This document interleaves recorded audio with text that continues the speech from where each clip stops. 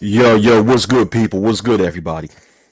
Yo, the one thing that I can say about myself, well, I can say many things about myself, but the one out of these many things I can say about myself is that I look at things from a higher level.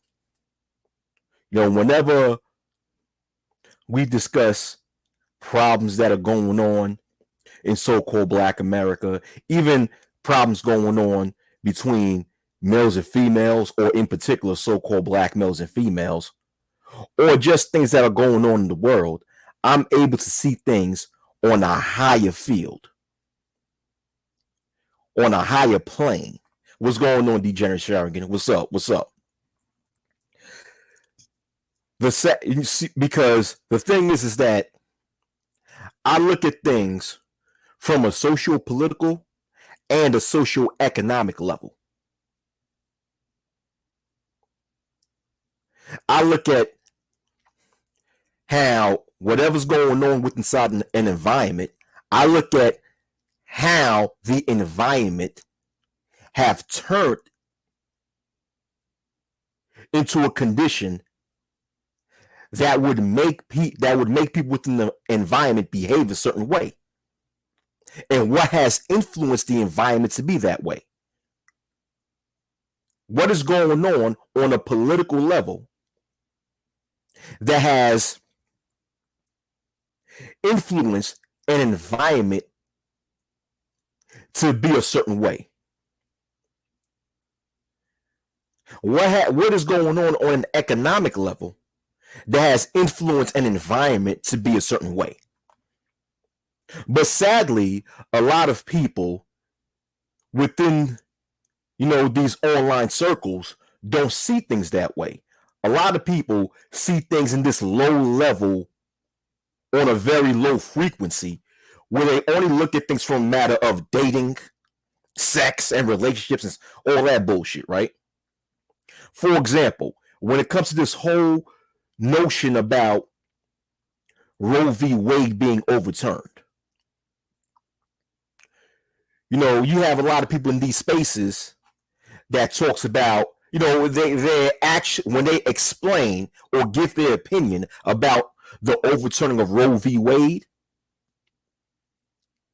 it's like it lacks substance. You can tell that their explanation comes from them listening in this echo chamber of bullshit that you see within this space. What's going on, Nino? Nino, what's up? What's up? And they start talking about, so what up, Tampa Supreme? Exactly. Exactly. And a lot of people, exactly, Tampa Supreme. And a lot of people miss that. But going back to what I was saying, for example, when we speak about the overturning of Roe v. Wade, like I said before, a lot of people in this space, when they give their explanations or opinions about it, they're like, you could tell that they only speak from this lens of, well, this girl have to choose better. If these females, if these females are going to stop getting abortion, they have to pick better men.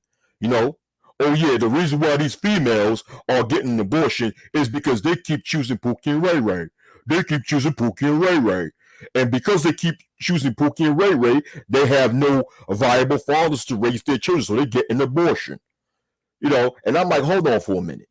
Number one, what research, like what primary sources or what research have you done to come to that fucking conclusion?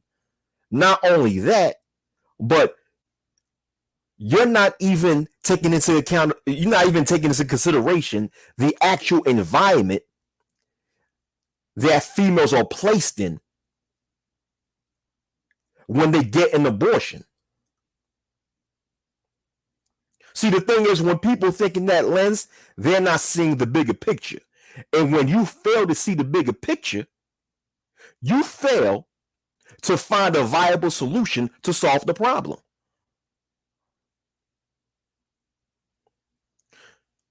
But yet these same individuals who fail to see the bigger picture have the nerve to consider themselves to be red pill. When the term red pill is a metaphor meaning to be able to see the bigger picture. Like Tampa Supreme said in the comment section, it means to be aware. It's just that simple. It means to be red pill. Your mind and your way of thinking have to be elevated on a higher level to the point of the fact that you're able to see the bigger picture in how society truly operates. But then when you hear these type of bullshit conversations that go on the internet, you could tell that when a lot of people speak, they're coming from a position where they don't see the bigger picture.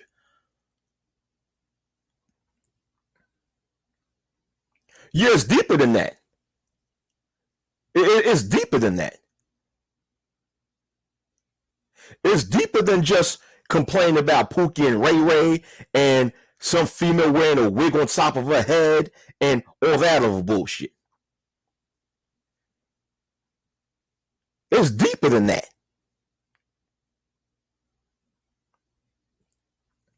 And talking about dating is not red pill. You know, sitting there making live streams for hours and hours at a time talking about dating is not red pill. There's nothing red pill about that. There's nothing. See, when people have these conversations about dating, there's nothing deep that these people speak about. There's nothing mentally elevating about what they're talking about. Most of the things, most of the things that people talk about when it comes to dating,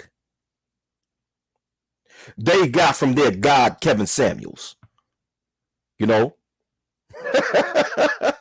That's what they got. They got it from their Jesus, Kevin Samuels Christ.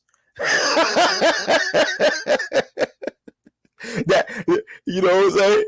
You know, they got their fake red pill philosophy from Kevin Samuels Christ, and unfortunately he passed away, and it seems like his disciples are waiting for him to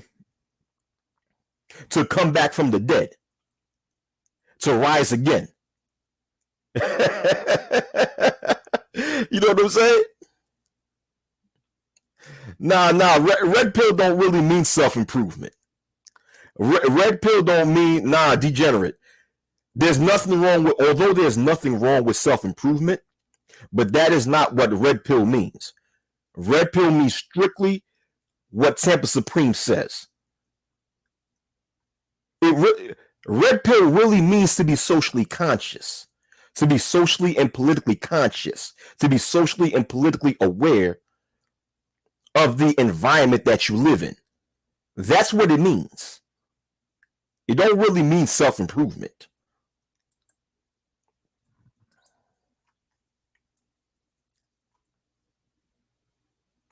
You know, and the issue, you know, when a lot of people in these spaces actually do talk about dating, like I said before, they're not saying anything deep. A lot of times when people speak about this topic, it's like they come up with these assumptions. You know, I call it the double A, assumptions and anecdotes. You see that a lot. Degenerate, it does not mean self-improvement, dog. Red pill does not mean self-improvement. If you want to know the true meaning of what red pill is, you have to watch the film The Matrix, the first one, okay? Because that's where the metaphor come from. Red pill and blue pill. It does not mean to self-improve. Like I said, there's nothing wrong with self-improvement, but that is not what red pill is. Red pill is a metaphor which represents a state of consciousness. That's all it means. A state of consciousness where you are more aware of what's really going on in society, where you're able to see through the lies that society has promoted. And when I speak about the lies that society when I speak about the lies that society has promoted, I'm not just talking about the lies between males and females. I'm talking about lies in general that society promotes to keep people in this society brainwashed. Lies when it comes to how our government truly operates. Lies when it comes to what the military truly does overseas. Like all that bullshit that the media speaks about whenever this country is at war, and make Americans believe that, well, we're going to war in order to protect America's freedom. Now, we all know that that's bullshit. And when you're able to see through past that bullshit, that's when you have a red pill state of mind. That shit does not mean no self-improvement, dog.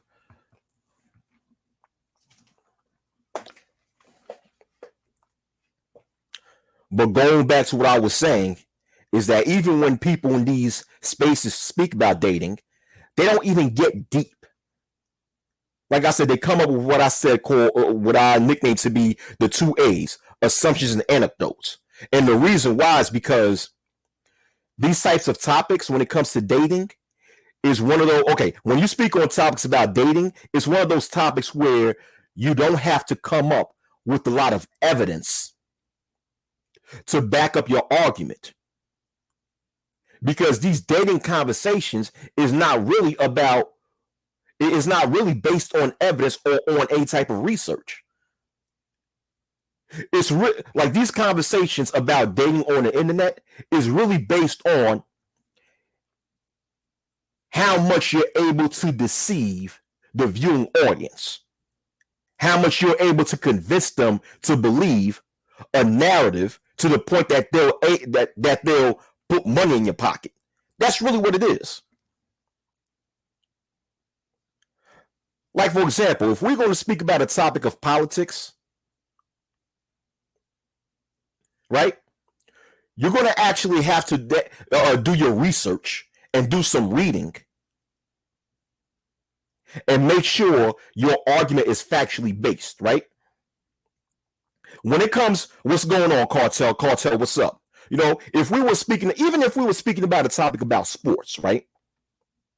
But if we're speaking about a topic about sports, you actually have to do your research and actually watch sports in order for you to be able to join in the conversation and know what the fuck you're talking about.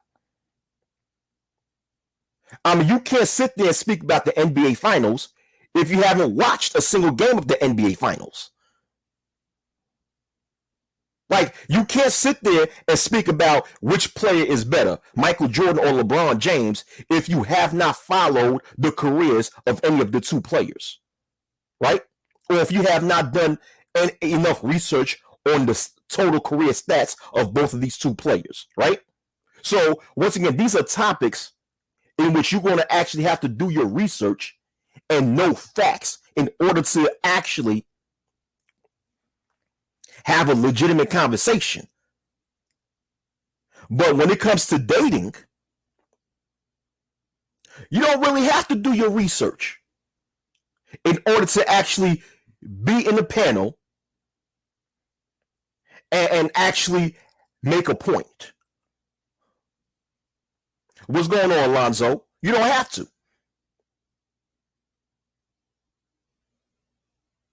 This is why when you hear these conversations on dating, you always hear when people make an argument, instead of using actual facts to back up the argument, they'll come with these anecdotes talking about, well, I've experienced this. What I've experienced is this. I've experienced that.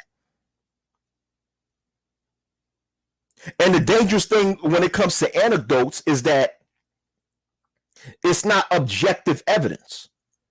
It's not something objective that all can see in order for all people to say, okay, yeah, that's evidence to back up what you say. Okay, well, you know what? These are facts, so that makes your statement true. No, It's all about your personal experience. And the thing is that when people often utilize anecdotes, aka their personal experience, to back up their argument, they use that as a shield to prevent them from actually providing objective evidence to back up their fucked up ass argument.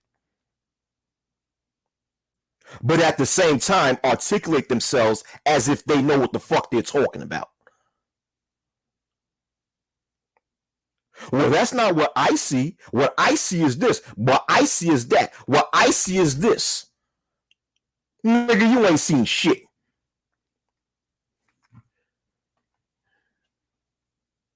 What up, Kevin Kelly?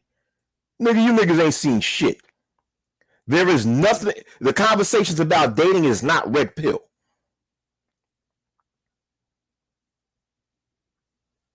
If we're having a conversation and the conversation does not help us to think deep, you know how sometimes when you have a conversation, at the end of the conversation, it makes you think. It makes you think very deep. If the conversation doesn't make you think that way, then there's nothing red pill about it. Because red pill is all about thinking. Because once again, the metaphor, the red pill metaphor, represents a high level of consciousness. It represents a state of awareness, right? And you can't have a high state of awareness or a high level of consciousness if you don't think.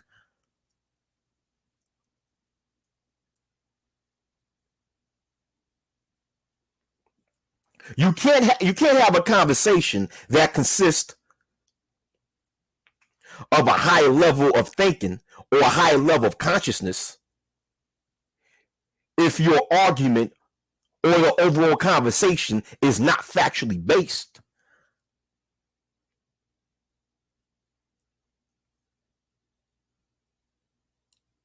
I mean, what's so red pill about talking about the quote unquote high value man, which is something that's all made up? Which is there's no real clear cut, objective, or documented evidence behind that shit.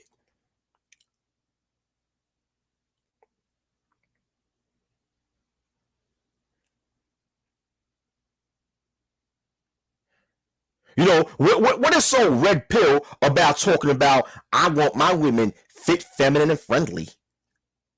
What's so red pill about that?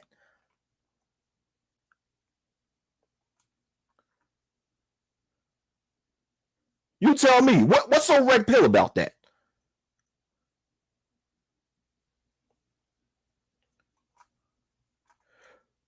What is so red pill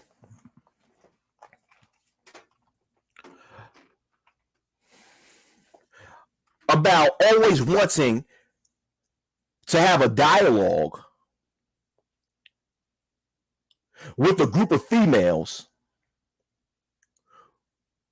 who are socially engineered to view you as their enemy?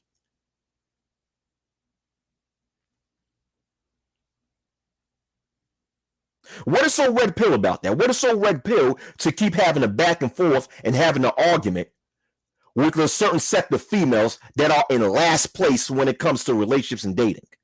What's so red pill about that?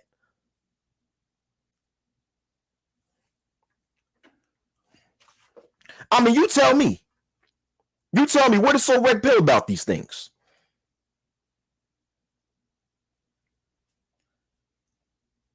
What is it about these types of conversations that's going to help me have a higher state of consciousness, a higher frame of thought?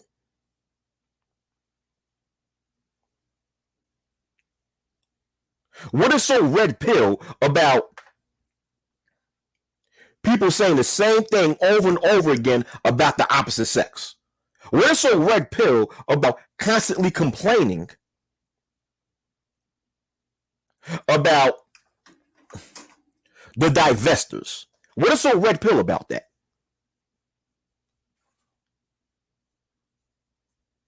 You tell me, what's so red pill about that? I don't see Anything about these types of conversations that's going to actually elevate my mind on a higher level for so I could see things much more clearly about the world.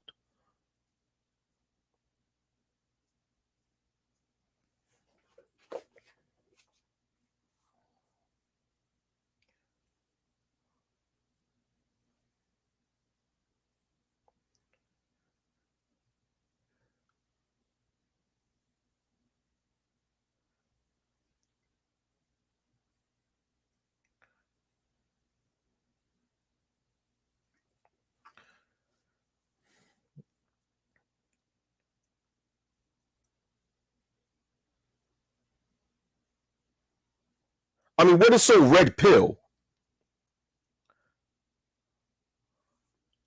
about a group of guys hoping and wishing that society would somehow force females to get right?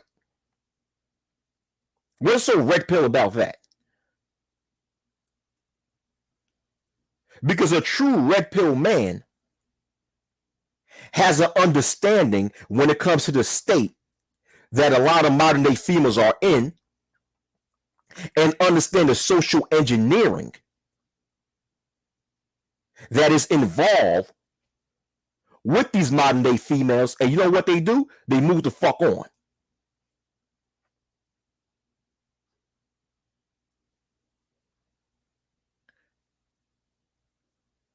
I mean, what is so red pill about trying to get dating advice from these bitch ass dating coaches? I mean, think about it. Think about it, right? You got a whole bunch of these dumbass niggas that's trying to get advice from these dating coaches, these so-called relationship gurus, on how to be successful in sleeping with a group of females that are not even qualified to be with a lot of good males out here.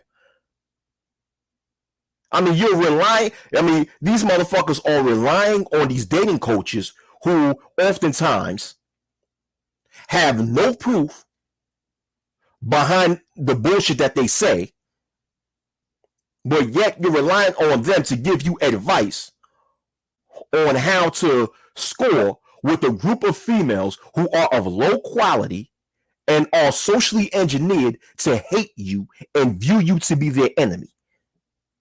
What is so red pill about that? Show me, what is it about that would help you have a higher state of consciousness? That would help you have a higher state of awareness of how the world truly operates? Tell me, what's so red pill about that?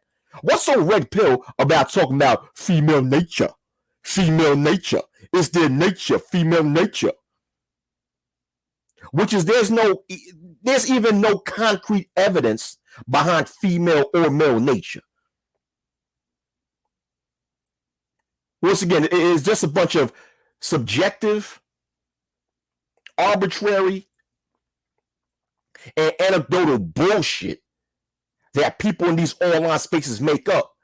And a lot of you dumbasses turn around and just adopt that concept without even questioning it, nor doing any research on it to see if it's true.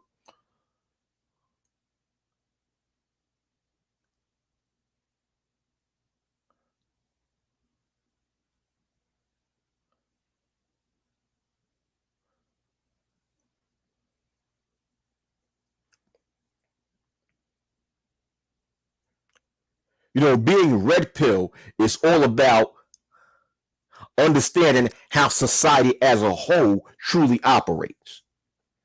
And the way society truly operates is way deeper and way bigger behind the male and female dynamic.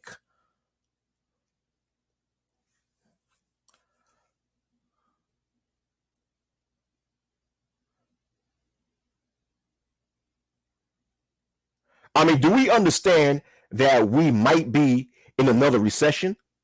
And some experts say that we're already in another recession.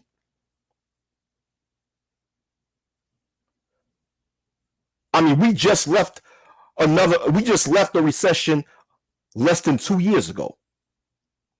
Now we might be in another recession.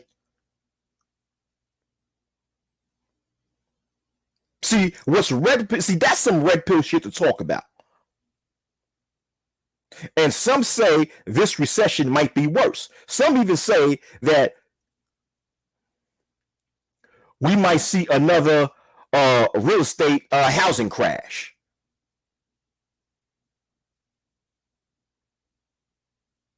That's some red pill shit. Because if that happens, right? If there's another real estate bubble that's about to pop,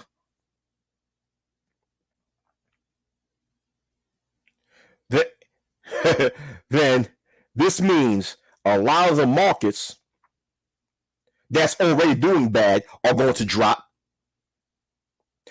which means that there's going to be a lot of people that's going to lose their jobs.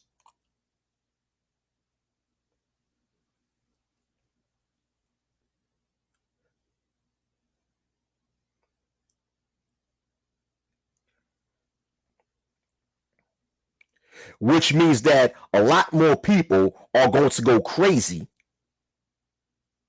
which can open the door to a lot of violence. I mean, people right now in America are already frustrated as it is. You got the pro-abortionists that's frustrated. You got the anti-Joe Biden motherfuckers that's frustrated.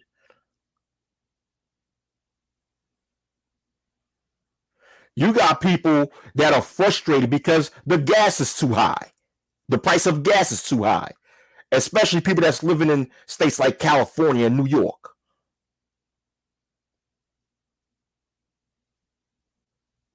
You have people out in this society that have a hard time making ends meet because due to high inflation, a lot of things are getting more and more expensive. Thus, it's destroying their budget.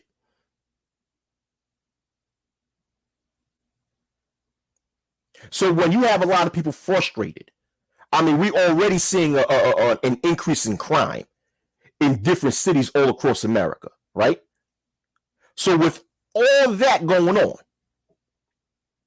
all that frustration going on in society, what do you think can happen if there's another housing crash and or another economic recession?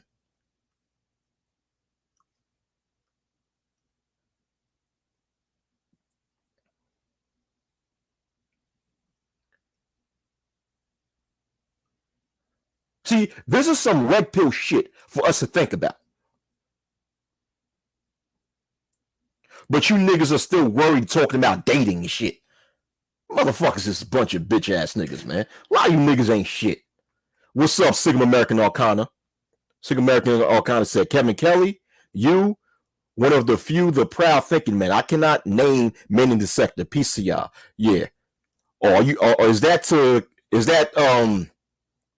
okay, I know on one part your comment is directed to Kevin Kelly, but on another part, I don't know. Okay, Kevin Kelly, comma, and then you say you, okay, me and Kevin Kelly. All right, thank you, Sigma American Arcana. I try to be one of the thinking men, the true thinking men.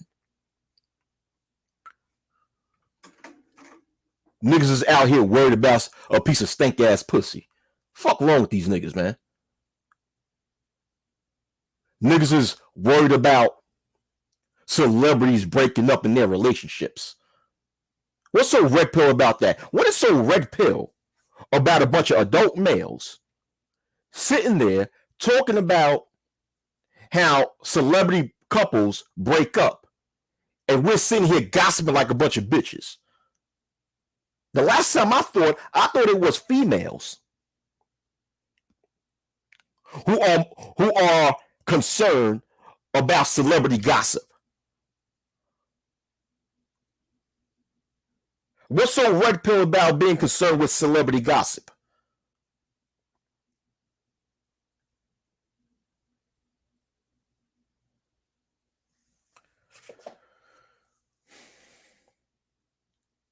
I'm saying a lot of these terms that people use online are being used so damn loosely. It's almost like the term simp.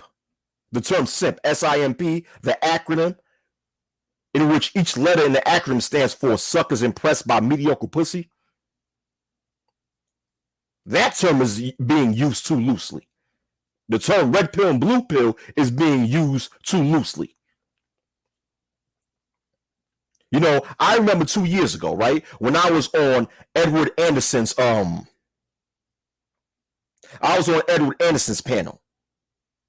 And I argued, this is when the whole concept of pump and dump was becoming real popular in these spaces. And my point is, I said, listen, it's hypocritical for males to complain about the high out of wedlock birth rate in so-called Black America, yet promote this pump and dump culture. And some nigga, I think that motherfucker Archer was on the comment section and accused me of being a blue pill sip. I'm like, hold on, I'm blue pill because I don't agree with the pump and dump culture, and I say that it's hypocritical to promote that and at the same time complain about the high rate of out of wedlock births, especially when a lot of people in this space argue that the high rate of out of wedlock births in Black America is due to people not having responsible sex. So what do you think pump and dump is? What do you think pump and dump is? But yet I was accused of being a quote unquote blue pill sip when I made that argument. And I'm stating the story just to show how the term blue pill or red pill is taken so out of context. The last time I checked, the metaphor of blue pill means and represent those who do not have a high level of consciousness. Those who are not socially aware of how this society truly operates.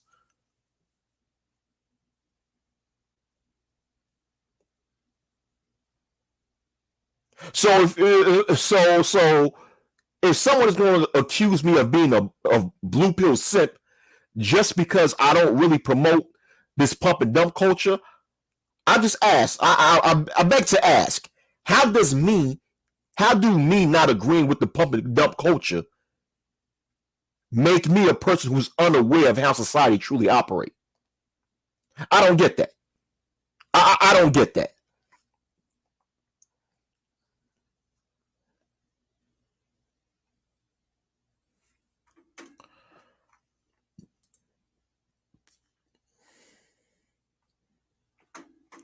Degenerate Sherigan says, I still don't see how some of these content creators went from being a Pan-African red pillar to celebrity gossip girl. To celebrity gossip girl. That's what it is, man. That's what it is. But that's red pill, though. That's red pill, though.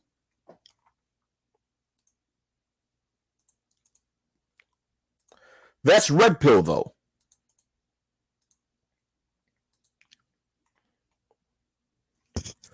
You know, it seems as if the new red pill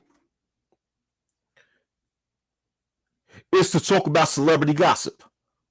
That's the new red pill.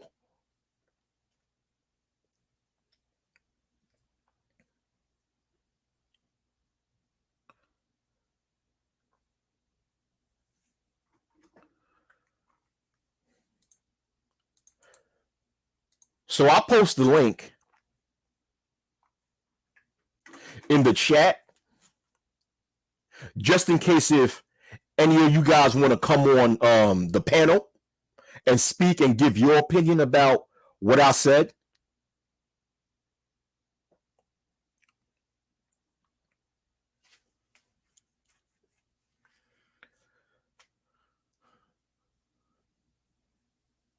You know, conversations about dating is not red pill.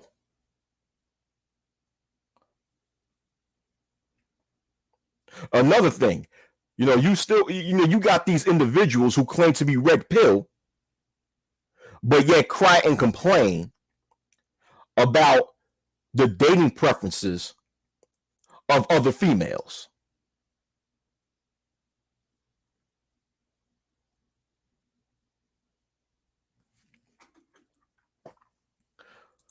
What up, Mike V? What up? What up?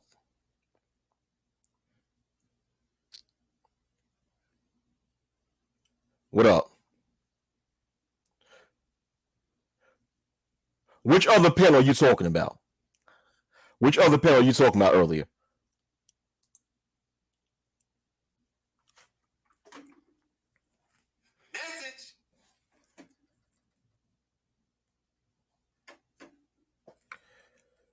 Dudes claiming that they're red pill, but yet they're crying and complaining about the dating standards.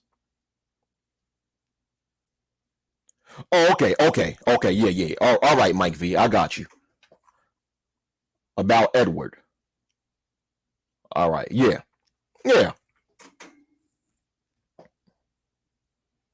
But you got motherfuckers out here, right? Who claim to be red pill, but yet they cry and complain about the dating standards of other people of the opposite sex.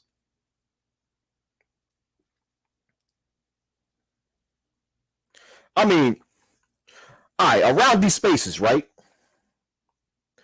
There is this bitch named Anna. Anna, her name is spelled Onna. Anna, and she's this lighter complected female who claimed that she only date guys her complexion or lighter, right? And then when she go on certain panels and talk about that, I'll be trying to tell niggas, yo, dog, this bitch is trolling. Don't worry about it. Don't waste your time and worry about what the hell she says, right? But then when she starts speaking about how she don't like darker complected black males, she's not attracted to them. Yo, you have a whole lot of so-called black males that want to sit down and argue and complain about what the fuck she's saying, argue with her. And it's like, what's the point of wasting your breath arguing with this bitch? She's obviously doing that on purpose in order to get a rise out of you. And getting a rise out of people will just get more people to pay more attention to her, thus would increase the chances of her gaining more subs in her YouTube channel. This is her whole MO when she come on people's panels and start talking about how she only fuck with lighter skinned dudes and shit, like lighter complected black males and all this other bullshit. And these dudes in these spaces who claim to be red pill fall for her bait time after time again. But hold on for a minute. In my mind, I'm like, okay, if you guys really are red pill and you guys really are conscious of how society truly operates, if you really are the type to see the bigger picture, because that's what red pill really means, then you would have already seen or understand the motives of this chick Anna. Thus, you would not pay any attention to that shit.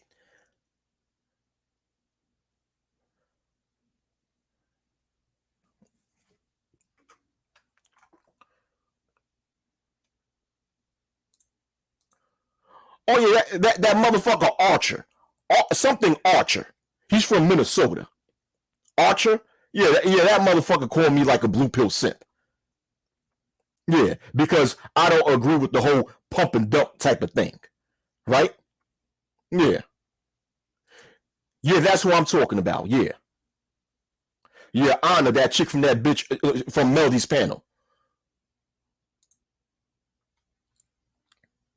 What up, Soul Provider? Soul Provider says, they're repeating the same stuff they will soon complain about later on. These niggas already trying to interview her. Yeah! They're trying to interview this bitch? The fuck? That's what I mean. So you mean to tell me we have a group of so-called black males who profess to be red pill, yet they're sitting there investing time worried about some bitch who talks about how much she doesn't like them. What's so red pill about that? What is so red pill about investing your energy on a bitch that don't like you or claim to not like you?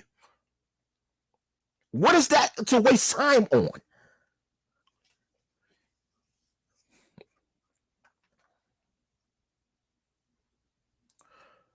I don't know, they probably are.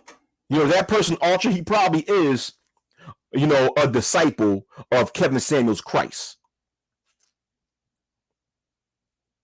He probably is.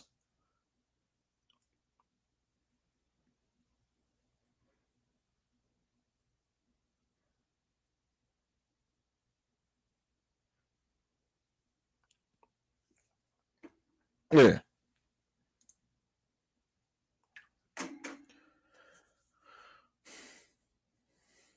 I know a lot of these pussy whipping, pussy hungry niggas are fans of Kevin Samuels Christ and think that their God, Kevin Samuels Christ, is going to give them access to low quality bitches, man. It's ridiculous when it comes to the shit that you see on here.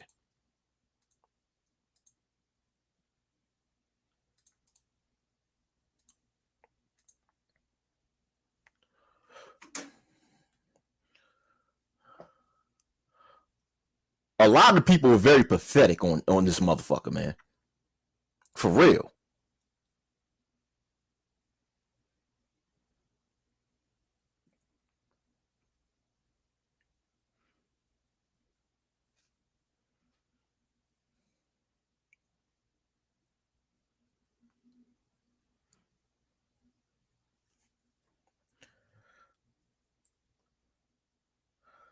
Okay, y'all don't want to come up on the live stream? Y'all don't want to come up on the panel?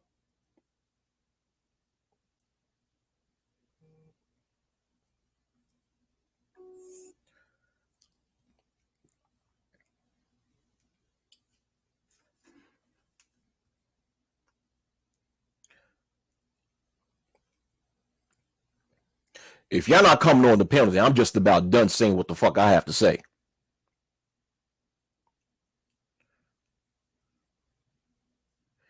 Having these conversations about dating, which are conversations that are not based on research, it's really based on assumptions and anecdotes and just a bunch of lies you niggas made up and you bitches make up out of thin air. Oh, and before I leave, one thing I like to talk about in these spaces is the lack of objectivity. I guess in a way I was talking about that throughout this whole entire live stream. But you have a lack of objectivity.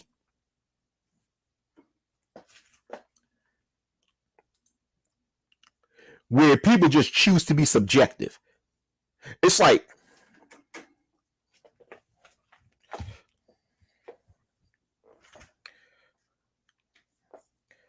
it's like this, right?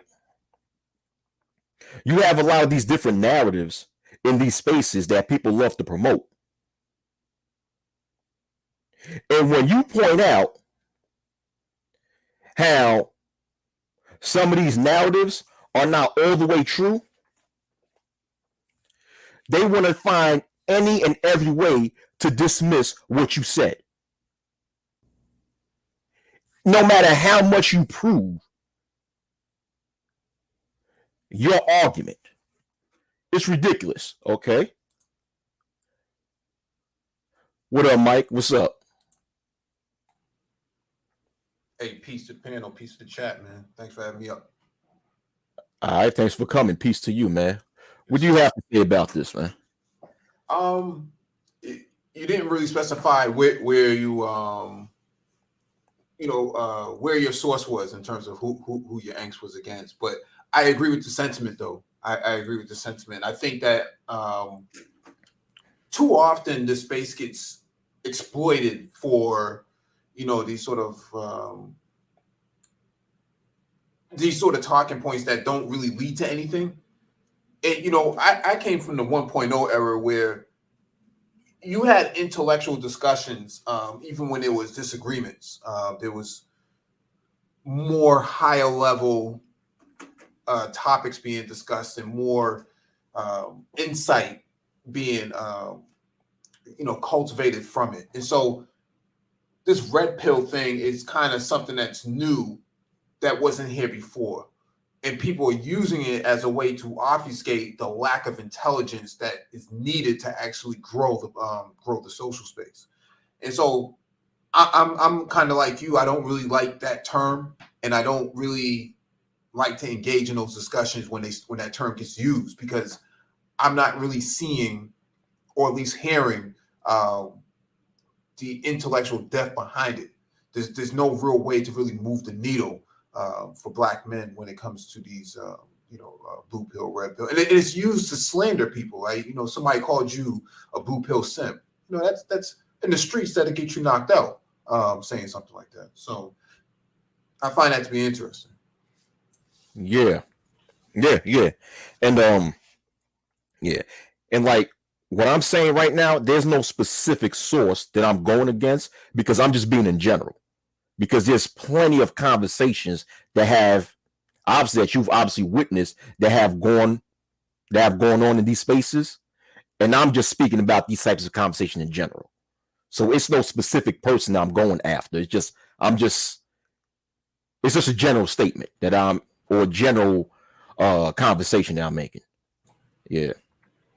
No, completely understood. Completely understood now. But I still echo a lot of your sentiments as well. I can't stand it. And maybe it might be a generational thing. I'm a Gen Xer, so we didn't really use terms like that back in the day. But now you have that sort of term that's it's an ambiguous term, because no one really has defined what red pill is. And so when you actually try to find a placeholder category for it, it's like, well, what does that really mean?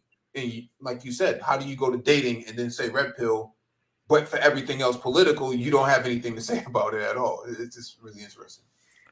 Right. Correct.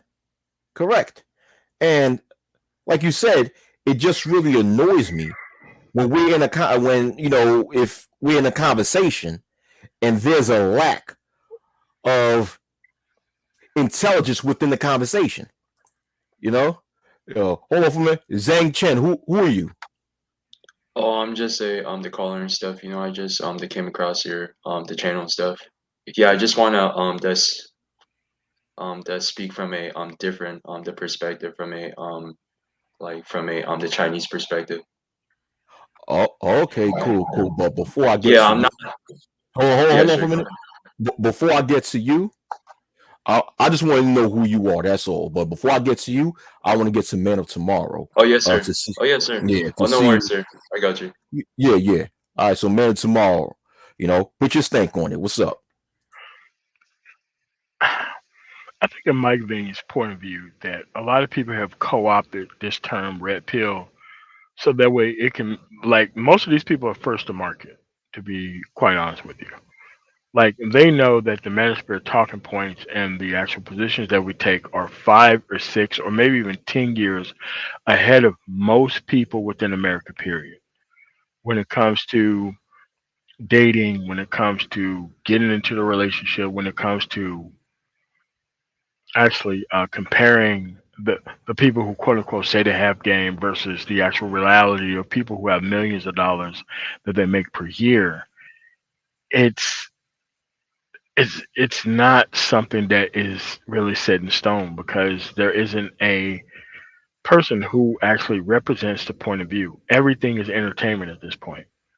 Everything is entertainment at this point. And it's like the people who most want to entertain others are the people who have the most ruined lives around the women aspect themselves. So it's like we can't ask people about what's your track record with women? It's always with dealing with the actual level of promiscuity within the environment. It's never about proven personal track records about things. And that's kind of where we are. And most of the broken people, men, boys in this environment, they come through and these are the people they get access to first. They don't get access to people who actually solve these problems on their own, separated from the environment, got their stuff together. The people who they meet first are the people who are at nearly the same level that they are with information that they don't have, which is to leave the stuff alone, but they lead them down this whole long rabbit hole of information. And I just don't think that there's no way red pill people could be talking about dating and relationships. It's the quite opposite of it. The red pill is about, okay, you now have the truth, now you have to get your money together, and you have to leave this stuff alone. I don't understand what the problem is, but go ahead, man. Yeah, that's true, MOT, because once you somebody's truly red pill, they actually see the bigger picture and actually see how certain aspects of this environment is dysfunctional. So the solution is to move as far away from the dysfunction as possible. And part of that means to get yourself together individually and move away from the dysfunction. So you're on point with that, MOT. But we so Zhang Chen, welcome to my channel. So what do you have to Nice. say about this topic? Put your stink on it. Oh, salute, man. Yeah, I was gonna say this and stuff, but like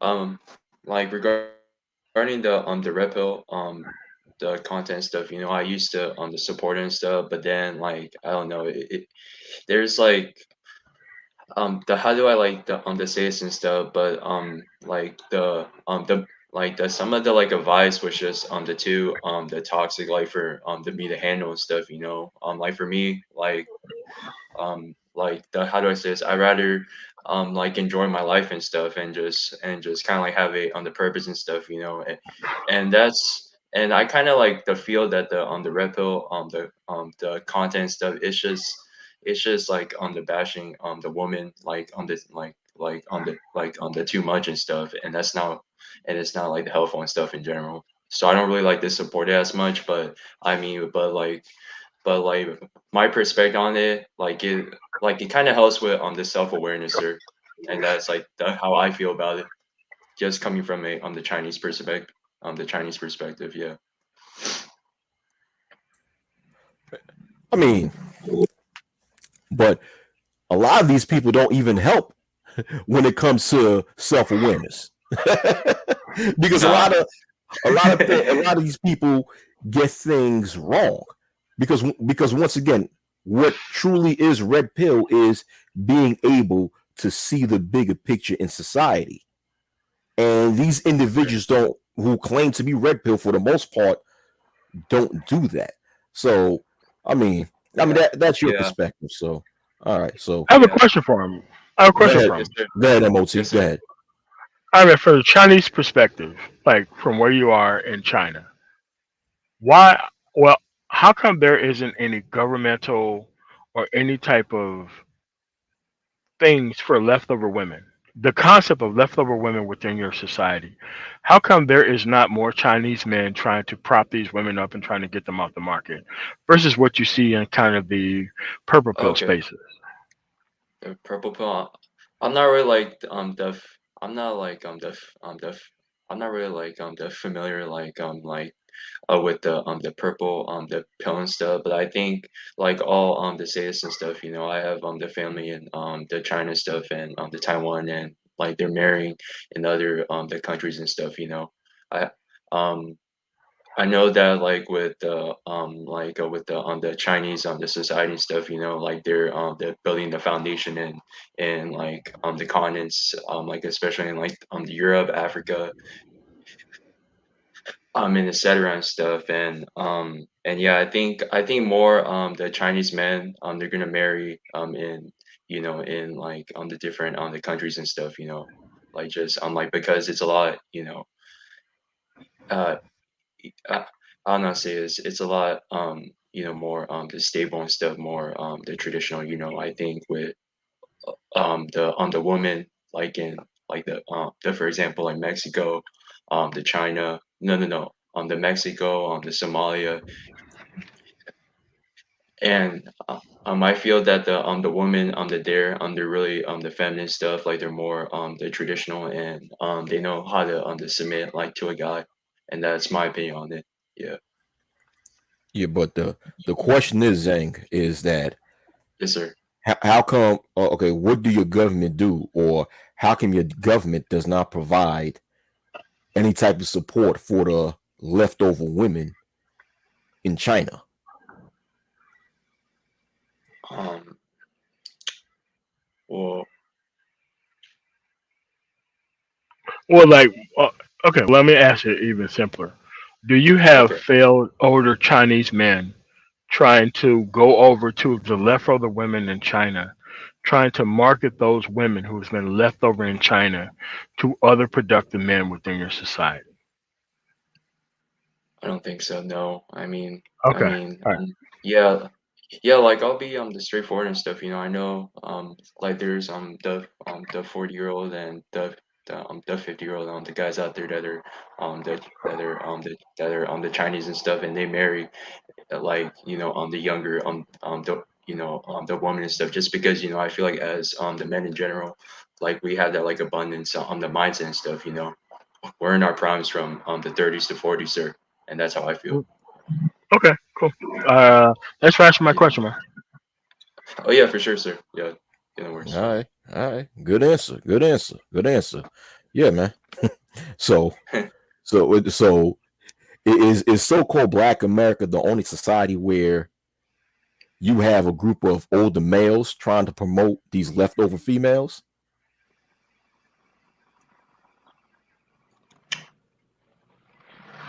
Is that a question to MOT? Yeah, to anybody on the panel, Mike and MOT. Either one of y'all could answer No, the no, question. no, no. Go ahead. Could you repeat the question again? Nah, I'm asking: is so-called Black America the only society where you Yes, have older males yes, trying to promote yes. leftover females? Correct. Yeah, Yes, yeah, it is, and it's nothing that Mike needs to answer. But you have to recognize that the people who are on their productivity piece, who are actually out here trying to challenge the dominant society on any level, we don't care about the people who don't know how to pick properly or anything else. Like we're just trying to get our money straight because most of the stuff could have been solved by people creating a different class of productivity rather than a class of complainers and a class of non-participants within society. That's what we have created. Like we've created these people with the sole intention of keeping us down. Period. So you have to recognize that once you have a level of participation within the actual political process itself, mixed with the ability to have your own personal productivity solved, there's less things to argue about once you got your money together. There's far less things to worry about. The only thing that you need to worry about is equal protection under the law once you got your money together. Not all this other cultural things that most people haven't even solved within their life. So, and it's becoming a thing that's everywhere on every continent because everybody is running the same game on every continent. I've seen fundamentalist Muslims run this on other fundamentalists want to be Muslims in other societies. So it's like once you realize that you're going to be a modern citizen of society and a more progressive citizen of society, all of these other cultural things just fall by the wayside. You can be able to work and cooperate with men once you have the productivity piece gained and established. You can't really do that without those things solved.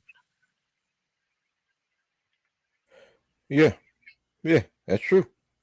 Good point, Mike. The question also can go to you. Uh, you can answer the question also if you want to. Repeat the question one more time. I ask: is so-called Black America the only society in which you have older males trying to convince younger males to get with these leftover females? Yeah, yeah. I mean, to simply answer the question, yes. But the thing here is, what's the context to why those males are doing that? Those men are failed men within a society that has largely moved on in just the pandemic alone. A government shutdown, a worldwide shutdown, exposed um, the lack of depth that these men had, and those who were productive didn't have that issue. They had resilience, cultural resilience, the ability to withstand an impact or a pandemic for that matter, and keep moving. They didn't have that, and so women became the commodity to try to sell off to uninformed or lesser experienced and lesser traveled men. One of the things that I figured out when I was on the continent, when I went, when I was invited to a conference over there, I was not the only productive man in the room. There were other productive Black men in the room who spoke various languages, had different levels of skill set. Some of them were book authors. Some of them were working in ministries of the government. Some of them had their own platforms. The women had no other choice but to choose from that selection. And you didn't have guys talking about red pill or anything like that. Not that they should, but that's not even a concept over there. Because having your shit together was more important than, a slang term trying to be theoretized, within the environment itself.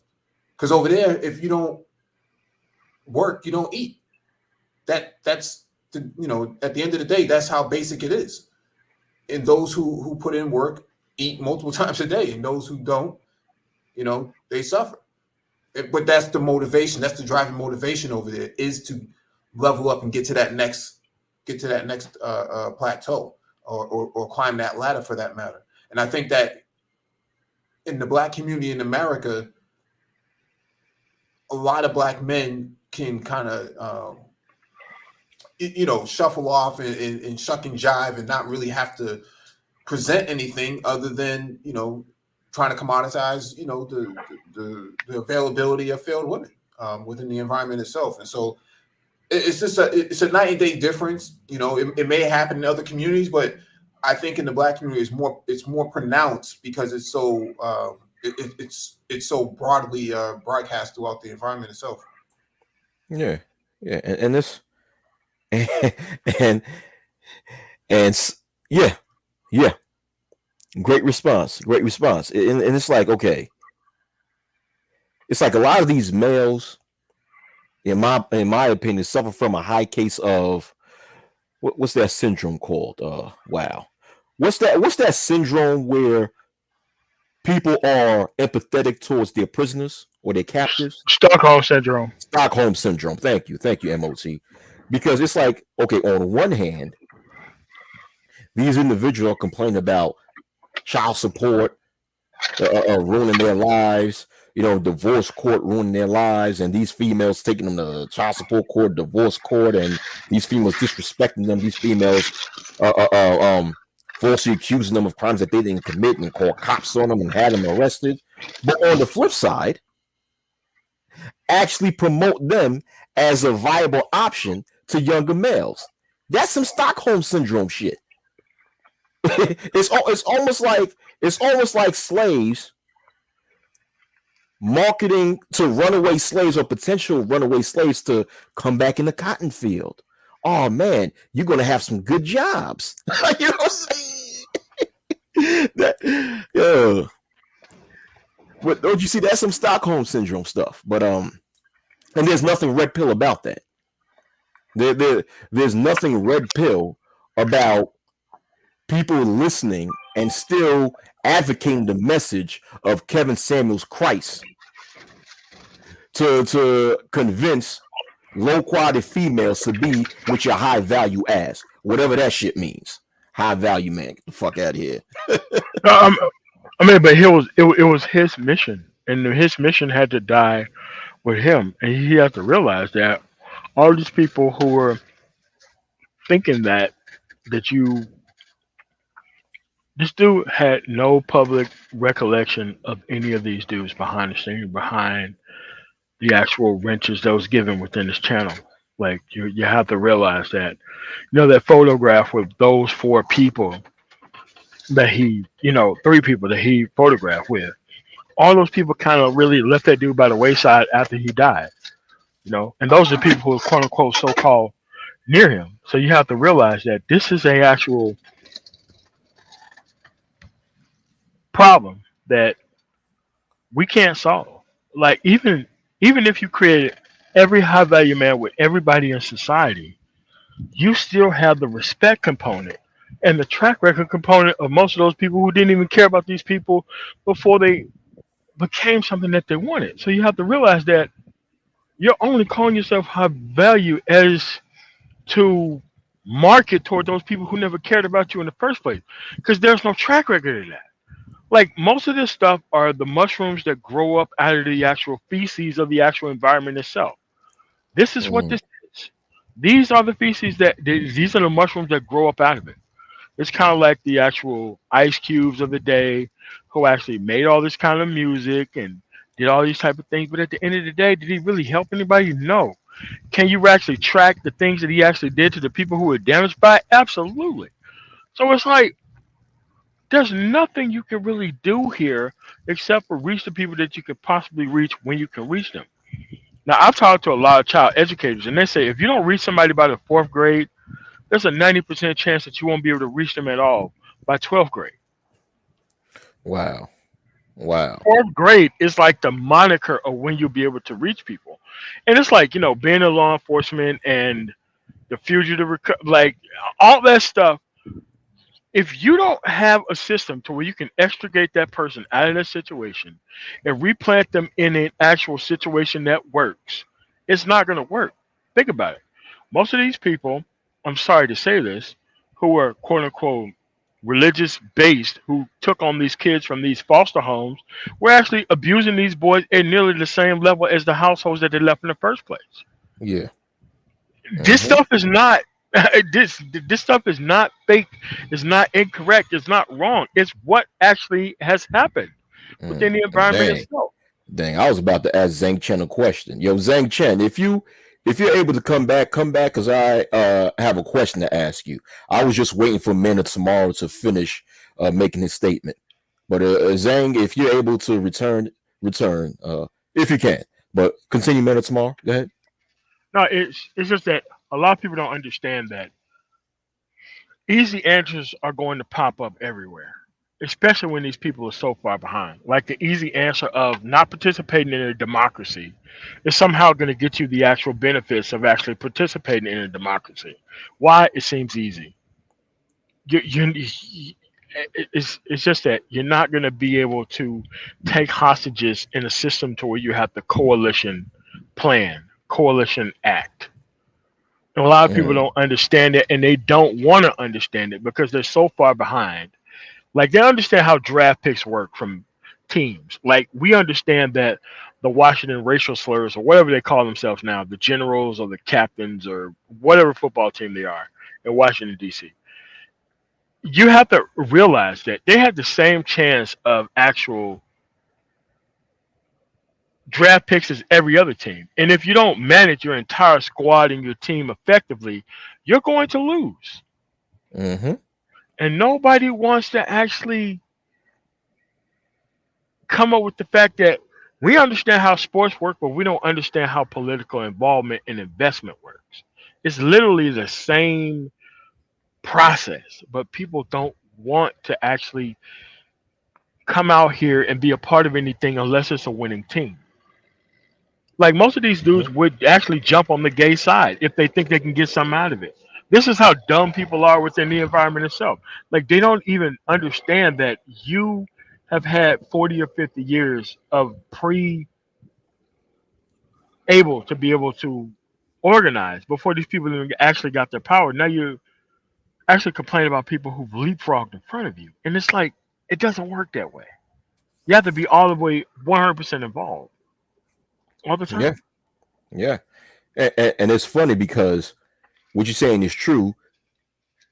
And when we advocate that, on one hand, these types of failed males want to create 101 excuses as to why they're unable to get involved. This reminds me of when I was on a panel early, like maybe last week. I spoke about, because people was complaining about how a lot of politicians don't do much for so-called black people. And I asked them, okay, how often do so-called black people as a collective actually truly engage in the political process and know how it truly operates, as far as not just voting, but on a lobbying front, and even on participating to be elected officials, and on that terms.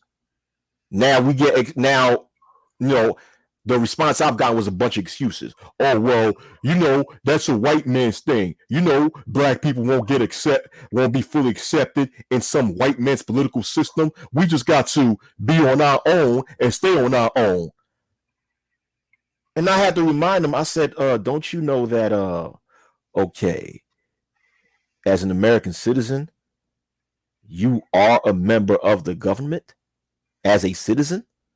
That's what a democracy is. Well, that's what a democracy is supposed to be, when the people run the country. So to sit there and say that some Caucasian guy won't accept you, that's nothing but some sort of that's an excuse for people to not participate and actually get the work done. But at the same time, they complain about, like Amanda Tomorrow says, the results, when other groups of people have put in the time and work as a collective to get things done politically. So, Mike, what is your opinion on that? Sorry to be a little long-winded, but well, they fell out with society. Society has moved on from people who don't want to participate in the system. They don't really need you. You don't even count it in the census. That's how far society has moved on and left these people behind. And so now the objective is to throw a monkey wrench or stall the process of progress. Anytime they see, another black candidate running, they always talk about reparations. One person doesn't solve the reparations argument. That's not how it works. And so, to your point, do they understand how the process works? Clearly they don't. But they don't seem to really care. The idea here is to kind of strong arm the system from a position of weakness and hope that the outcome goes their way. And that sort of mindset is also, trickled down and handed down, to another generation of unborn children, and the ones who are born, they end up inheriting it. And so how do you work with somebody who even thinks this way?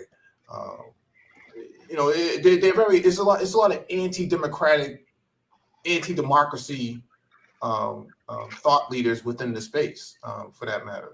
I don't know what you do with those type of people, but that's pretty much the outcome. Yeah. MOT, you have something to say?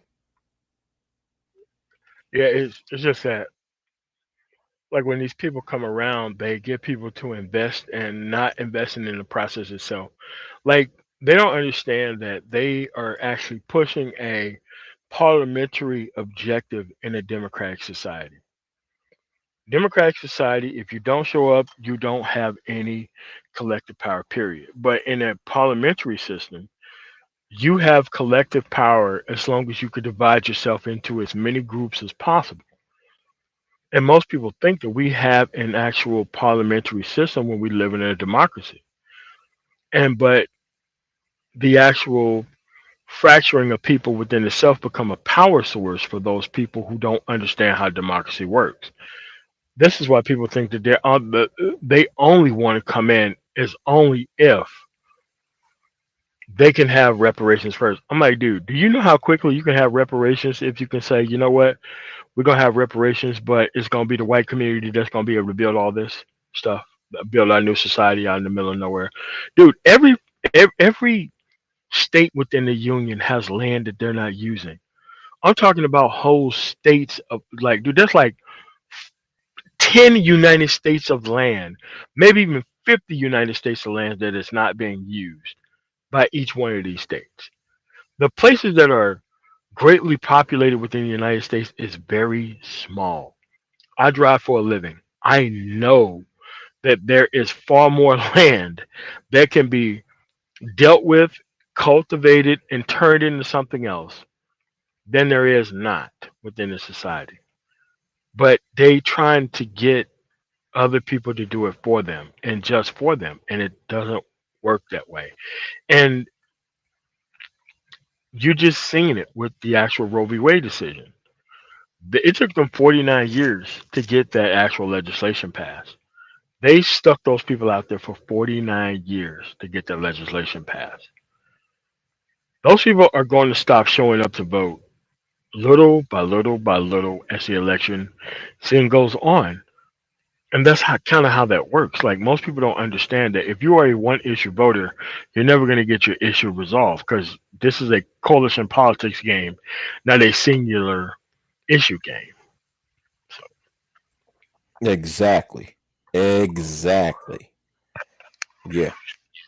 It's a coalition game, not a single issue game. You got to be involved in a coalition, and the issues have to. You have to get involved in the process on multiple issues. When you, yeah, and it's just, and I said this a long time ago. I'm speaking about back in 2009 when I state that unfortunately a lot of so-called black people have a welfare mindset where they expect other people to do something for them that they should be doing for themselves. Like as a group, we should be active on a collective front and actually be organized and mobilized on ourselves with a coalition involved in order to get things done.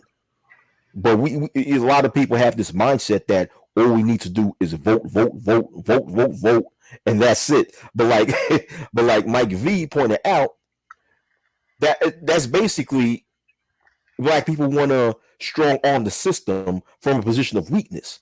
And you'll never accomplish anything if you think you could strong arm the system from a position of weakness. Common sense will tell you got to strong arm the system from a position of strength and high leverage. Let's look at the insurrection at the Capitol. Try to strong arm the democracy from a position of weakness. None of these people really knew, the electoral certificate that was going to be signed, where it was, where it needed to be, because even if they did take it, I mean, the system is going to find a way to resolve that issue. But that's what I'm saying. Like the black version of that is in this space. So they come up on panels. They're trying to overthrow the conversation, disrupt it as much as possible. Sell you, misinformation, spread the disinformation campaign. To try to stop all sorts of progress. And they're telling you that the very people who support this trigger laws for anti-abortion, those people have your best interest. You pull up a map and just look at the states that have these trigger laws and the ones who have passed legislation to block reproductive rights. Most of these states also have voter restrictions in areas that are predominantly black, and the ones who are impacted the most are actually black men, not so much as black women. I mean, black women are impacted too, but they're a casualty of war. But the main target is to stop black men from voting so that they don't have any sort of political power. I mean, American history is rife with, the stoppage of black men from voting and participating in the system all throughout the South. But if you let these people tell you in this space, they'll tell you that the people who have passed this legislation now are, have your best interest. But history doesn't seem to really agree with these people. Let's look at the gun rights for a second, right? Reagan and the NRA in the 1960s pushed for the Mulford Act. These are the same people who are saying that the Second Amendment is not up for discussion. Well, how come it was up for discussion when it came down to black men arming themselves through the Black Panther Party? Good point. Good point.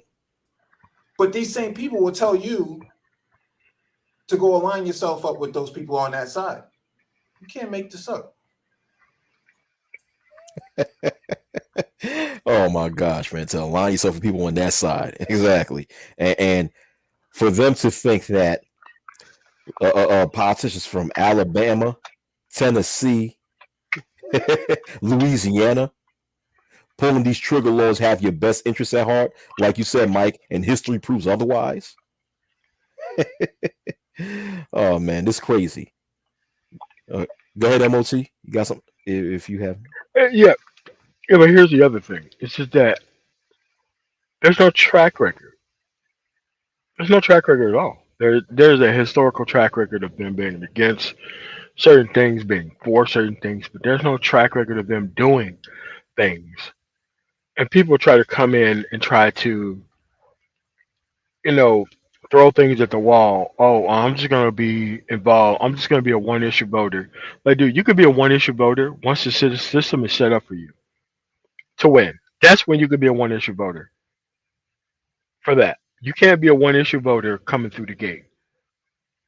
Like those people actually fought for the civil rights movement, judges, lawyers in court, all this type of stuff. Like before, gay people got their rights. Like they have to understand that our issues was not the only issues that was on the table, but it really showed you because our issues was on the table who was against you the entire time. But since they don't have a level of intellectual investment or curiosity into the history of how this country came to be, we're going to keep continuing to have this conversation. And these people are going to be like, well, I'm going to get involved only if I can have reparations. It's like, dude, what's going on here, man? You know, it's like, okay. And like I was saying earlier about a panel that I was on when people was talking about how, uh, it doesn't matter if so-called black people get politically involved in politics. The political world won't care about them, won't cater to them. You know, I told them, and the conversation got to where I spoke about during the civil rights movement and even towards the abolitionist movement that we had a lot of people on the left that was allied with us, and I stated that historically speaking, you had feminists, right? And you had members of the LGBT community, especially during the civil rights era, who actually made an alliance with so-called African Americans in the civil rights era. And I said that the biggest enemy to so-called black people on the political front are white conservatives. That's your biggest enemy.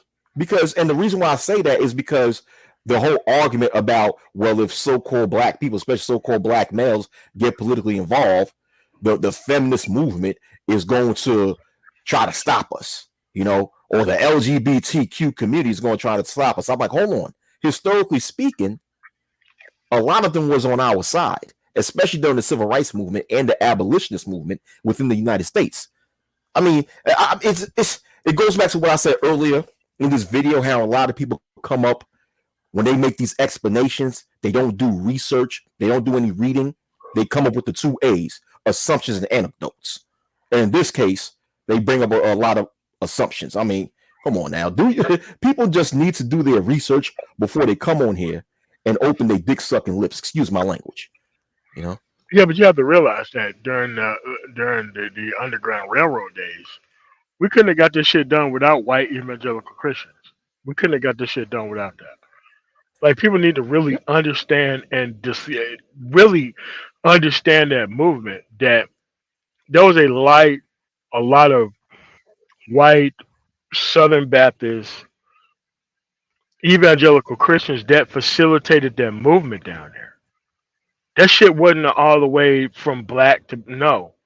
You had a lot of people getting those people up out of there. And a lot of people just don't know the history, and the shit is so easy and simple. It's crazy. Well, history contradicts a lot of their personal and popular beliefs. And so there's a necessity to try to destroy any sort of data, facts, and history, and any sort of philosophers as well. That's why they kind of call me Marxist V. Without understanding that Marxism is just basically a philosophical and analytical view of capitalism. but they use it as a slur, right, to try to demonize. I mean, I know you all know this, but people who listen to the playback and listen to it currently, they use it as a slur to try to demonize, black men who question the legitimacy and the illegitimacy of those on the right. I think that you had the silent generation. I think that there were black conservatives back then, but they didn't identify as black conservatives. Black men who served in the military in World War I and World War II, those who served in Korea and whatnot, those who came back in their skippies and still were lynched by those same people on the right that they're telling us to align ourselves with them now. Those men were really patriots. Those men really stood for something back then, and they were still harassed and harangued and lynched. Look at what they did to Jackie Robinson. Look at what they did to many of our prolific influencers back then. No one really wants to bring that up, though. No one really wants to bring up how many people in the South had their houses and their land taken from them and were forced to evacuate to the North. We had real life refugees. I mean, we look at the Ukraine and we say, these same people are like, oh, well, what a tragedy is over there. Well, you had tragedies here too. And guess who inflicted all those tragedies? They had children and their children had children. And now those people are sitting in office right now. Yeah. So let me read this one comment by Black Curls, right? He says, the worker get nuked and they still ask, where's my check? When I first read that, I just picture inside my mind that, a bomb goes off and half the world is deteriorated and you hear somebody say, where's my check, nigga? Oh, shit. Oh, man. But, yeah, man. But I'm about to end this end this live stream because I do have to go to bed. But before I do, I want you brothers to give your final thoughts. So I'll start with Mike V. What are your final thoughts? My final thoughts are, thanks for having me up. All right, cool. Once again, thank you for coming and come back anytime. You know it. Peace. Yeah. All right. Peace. So, Mayor, tomorrow, your final thoughts? My final thoughts is anybody who claims to want to be doing any type of work for our people should be able to explain their actual track record and their actual point-to-point agenda from beginning to end. Otherwise, we're going to be in this situation forever. Good point. Excellent point. You see, for everybody that's watching, whether you're watching live or on the playback, the type of conversation that we were actually talking about, myself, Men Tomorrow, Mike V, is our conversation that you can actually say is a red pill. It's a conversation that gives people something to think about. And you see how we delve deep inside the conversation. We're not sitting there and then we actually utilize facts. We was historically or factually based. That's what a red pill conversation is. A conversation that helps elevate people's way of thinking, that helps elevate people's state of awareness. Not sitting there complaining about female nature type of shit is that. But anyhow, I'm about to go. So peace to everybody in the chat. Peace to everybody that came on the panel. Zhang Chang, Man Tomorrow, Mike V. So, and peace to anyone that's watching or that's cloud watching live or watching on the playback. All right, peace out, y'all. Shalom. All right. All right.